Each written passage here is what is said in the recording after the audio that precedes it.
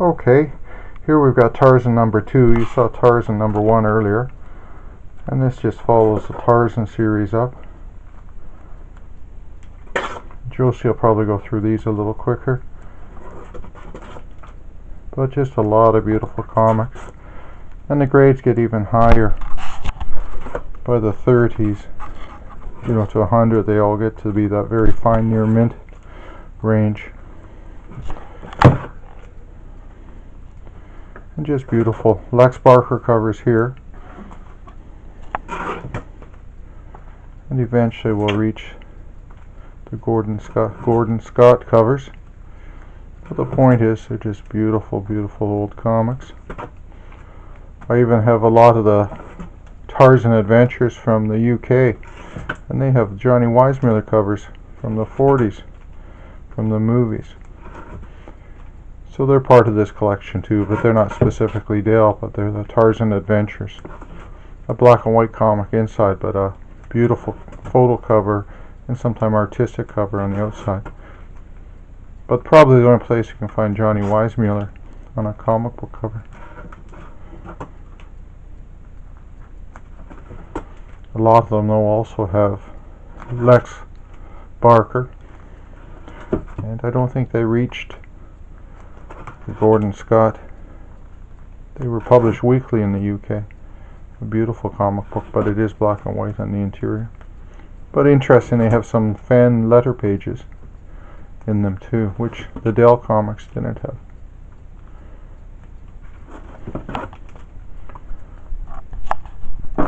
Joey will start another little page here. Another pile of me.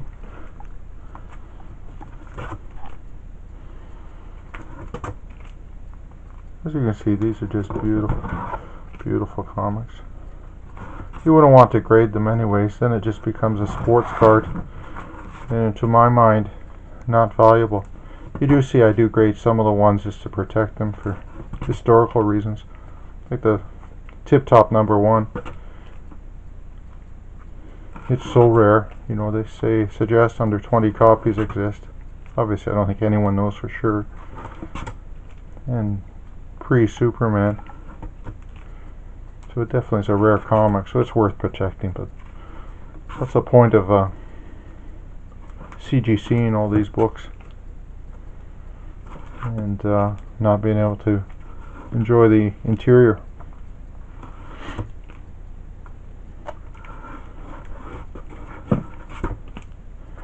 Anyways, this series continues from all the Dells for the most part, and then it continues into the Gold Key, which are equally or higher grades even still.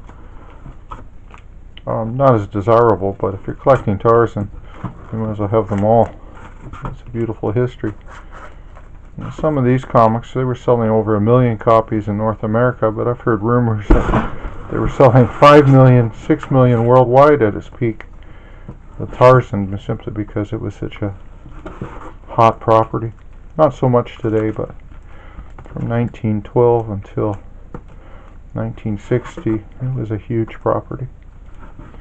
It rivaled Star Wars or more. You see beautiful photo covers of Gordon Scott. Mostly stills, I guess, from his movies.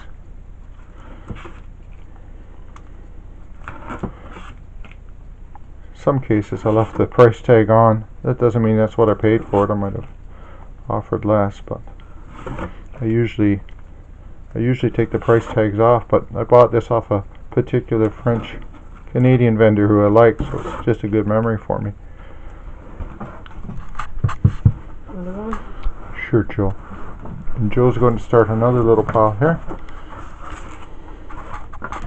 And again, the photo covers in, but the Dells continue. Again, they're just beautiful examples of jungle comic adventure. And I don't think there's any issues missing, especially maybe in the teens and I know number 1 and 2 are here, and some of the odd ones are missing at the start, but from 30 on, I think it's complete. 30 to 206, pretty close anyways.